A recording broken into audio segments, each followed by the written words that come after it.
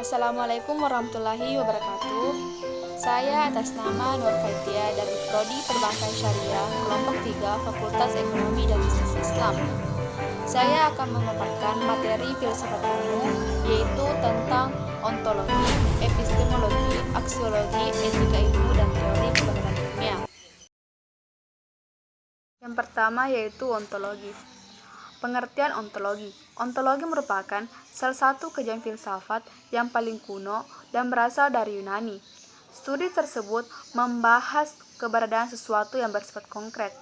Tokoh Yunani yang memiliki pandangan yang bersifat ontologis seperti Thales, Plato, dan Aristoteles. Aliran-aliran ontologi yaitu ada 5, yaitu yang pertama monisme. Aliran yang mempercayai bahwa hakikat dari segala sesuatu yang ada adalah satu saja, baik yang asal itu berupa materi maupun rohani, yang menjadi sumber dominan dari yang lainnya. Yang kedua, dualisme. Kelompok ini meyakini sumber asal segala sesuatu terdiri dari dua hakikat, yaitu materi dan jasmani. Yang ketiga, yaitu materialisme. Aliran ini menganggap bahwa yang ada hanyalah materi dan bahwa segala sesuatu yang lainnya yang kita sebut jiwa atau roh tidaklah merupakan suatu kenyataan yang berdiri sendiri. Yang keempat yaitu idealisme. Idealisme merupakan aliran yang menganggap bahwa hakikat kenyataan yang beraneka warna itu semua berasal dari roh atau yang sejenis dengan itu. Yang kelima yaitu agnostisme. Pada intinya, agnostisme adalah paham yang mengingkari bahwa manusia mampu mengetahui hakikat yang ada, baik yang berupa materi ataupun yang rohani. Aliran ini juga menolak pengetahuan manusia tentang hal yang transenden. Yang kedua yaitu epistemologi. Pengertian epistemologi. Epistemologi berasal dari bahasa Yunani yaitu episteme dan logos. Episteme biasa diartikan pengetahuan atau kebenaran, dan logos diartikan pikiran, kata, atau teori. Secara etimologi, epistemologi dapat diartikan sebagai teori pengetahuan yang benar, dan lazimnya hanya disebut teori pengetahuan yang dalam bahasa Inggrisnya menjadi theory of knowledge. Adapun aliran epistemologi yang pertama yaitu aliran rasionalisme. Penganut rasionalisme berpendapat bahwa ia dapat dicapai dengan menggunakan akal budi sebagai sumber utama. Hal ini didasarkan pada pandangan bahwa pada dasarnya pengetahuan adalah suatu sistem dedukatif yang dapat dipahami secara rasional dengan ukuran kebenaran adalah konsistensi logis. Aliran positisme. Tokoh aliran ini adalah Auguste Comte. Berpendapat bahwa indera itu sangat penting dalam memperoleh pengetahuan, tetapi harus dipertajam dengan alat bantu dan diperkuat dengan eksperimen. Jadi, pada dasarnya, positivisme bukanlah suatu aliran yang dapat berdiri sendiri. Aliran ini menyempurnakan aliran empirisme dan rasionalisme. Yang ketiga yaitu aliran empirisme. Thomas Hobbes adalah salah seorang penganut empirisme, mengemukakan bahwa empiris pengalaman adalah awal dari segala pengetahuan. Karena itu, semua diturunkan dari pengalaman. Secara radikal, empirisme berpendirian bahwa sebenarnya kita hanya bisa memperoleh pengetahuan melalui pengalaman dengan menggunakan indera ilmiah. Yang ketiga yaitu aksiologi.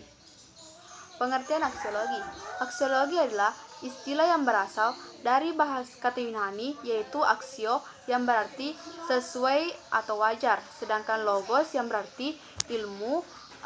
Aksiologi dipahami sebagai teori nilai. Aksiologi ilmu atau nilai adalah ilmu pengetahuan yang menyelidiki hakikat nilai yang umumnya ditinjau dari sudut pandang kefilsafatan. Adapun pendekatan-pendekatan dalam memahami aksiologi ada 3, yaitu nilai sepenuhnya berhakikat subjektif. Yang kedua, nilai-nilai merupakan bentuk nyata yang ditinjau dari segi ontologi. Yang ketiga, nilai-nilai merupakan unsur objektif yang menyusun kenyataan. Yang keempat yaitu etika ilmu.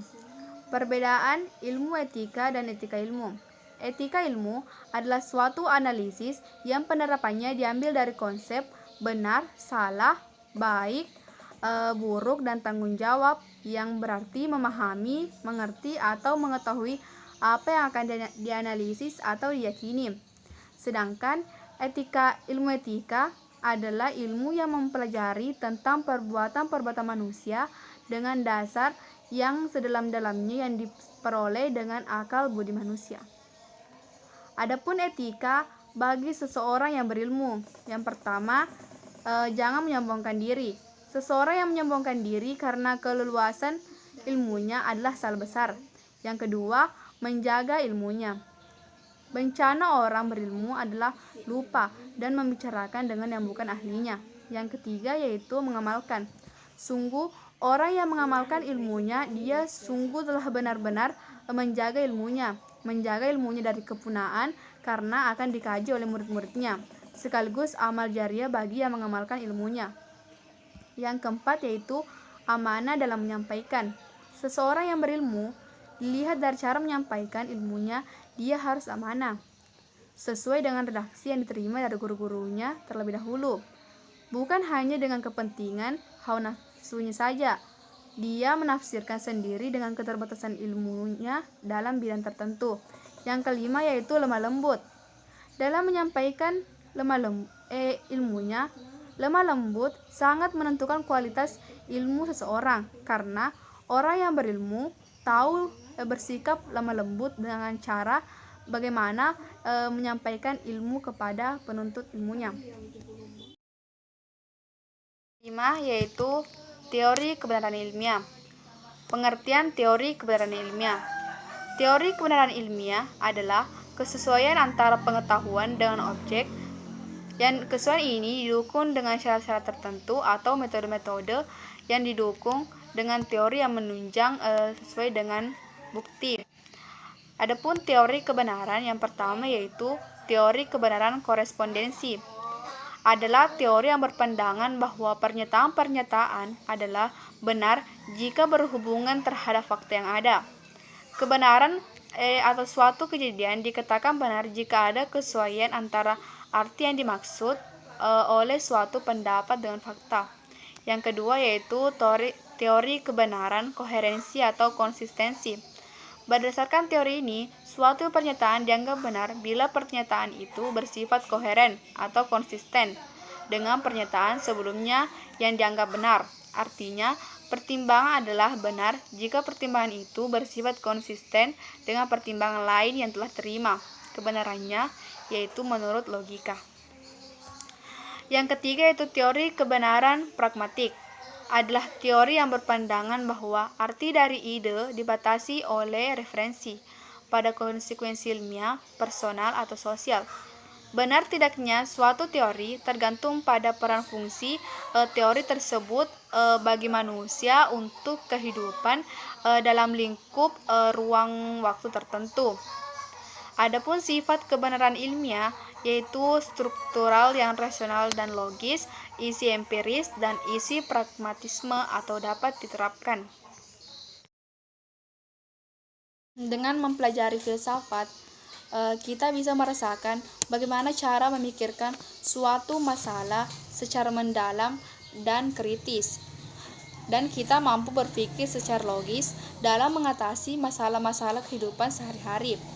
Dengan mempelajari filsafat juga, kita tidak mudah menerima pendapat orang lain begitu saja, karena kita memiliki pikiran yang kritis dan logis.